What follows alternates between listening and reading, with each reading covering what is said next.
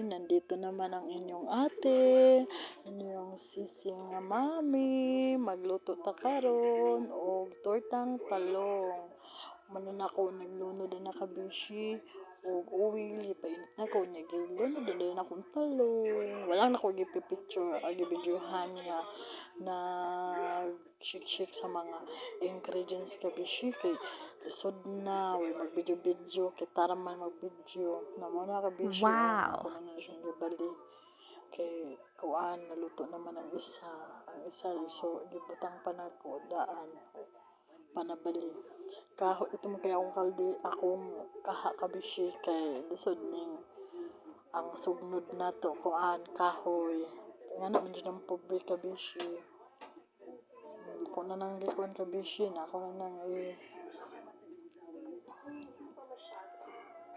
ibali uwa man na dayon og bali kay wala pa man siya gyud naluto kabishi bago pa na nako na kuan tan-aw na ko ang isa kabishi kay na okay na ko isa tan-aw na ko kabishi